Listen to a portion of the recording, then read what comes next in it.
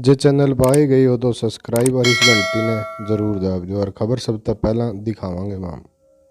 ठेठ हरियाणा देखने और सुनने वाले ने जुगाड़ी पत्रकार पवन गिल की राम राम। सीएम मनोहर लाल खट्टर ने कहा कि विपक्षी दलों के नेता प्रदेश सरकार के जल्द गिर जाने के हसीन सपने देख रहे हैं। सपने देखने में कोई बुराई नहीं है, लेकिन प्रदेश सरकार को किसी तरह का कोई खतरा नहीं है। गठबंधन सरकार पूरे 5 साल तक चलेगी। खट्टर रविवार को शहर के विभिन्न इलाकों में नगर परिषद चुनाव लड़ रहे भाजपा प्रत्याशियों के समर्थन में सभाओं को संबोधित कर रहे थे। इससे पूर्व उन्होंने कस्बा धारूहेड़ा में भी जेजेपी प्रत्याशी के पक्ष में आयोजित चुनावी सभा को संबोधित किया। सीएम ने कहा कि केंद्र सरकार के नए कृषि कानून आने वाले समय में देश के किसानों की समृद्धि का कारक साबित होने वाले हैं।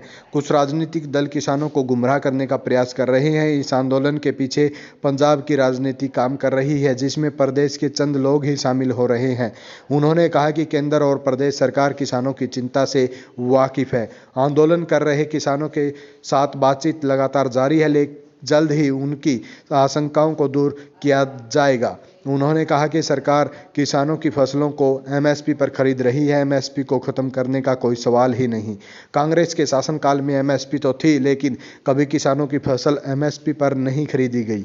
एसवाईएल नहर के मुद्दे पर बोलते हुए खट्टर ने कहा कि इस नहर का पानी हमारा हक है, लेकिन पंजाब इसमें लगातार अड़ंगा डालने का काम कर रहा है। एसवाईएल के मुद्दे पर विपक्ष को राजनीति की करने की बजाय सरकार का साथ देना चाहिए। उन्होंने कहा कि एसवाईएल नहर का निर्माण कराने के लिए सरकार गंभीरता से काम कर रही है। उन्होंने नगर परिषद के चेयरमैन पद के चुनाव में पार्टी प्रत्याशी पूनम यादव और सभी वार्डों के पार्षद पद के लिए चुनाव लड़ रहे भाजपा प्रत्याशियों को जिताने की अपील करते हुए कहा कि भाजपा प्रत्याशियों की शहर के विकास को नई गति प्रदान करने का काम करेगी। नगर परिषद चुनाव में जीत के साथ ही पार्टी के पदाधिकारी जमकर विकास कराएंगे। इससे पूर्व उन्होंने धारूहेड़ा कस्बे में जेजेपी प्रत्याशी के पक्ष में जनसभा को संबोधित करते हुए कहा कि इस कस्बे में राजस्थान से आने वाला उद्योगों का पानी लोगों के लिए परेशानी का बड़ा कारण बना हुआ है। इस समस्या से कस्बे के लोगों को निजात दिलाने के लिए वह राजस्थान सरकार से बातचीत करेंगे। जल्द ही कस्बे के लोगों को इस समस्या से छुटकारा दिला जाएगा। उन्होंने बीजेपी और जेजेपी दोनों को एक बताते हुए पार्टी कार्यकर्ताओं को एकजुट होकर गठबंधन प्रत्याशी को जिताने की दिशा में काम करना होगा।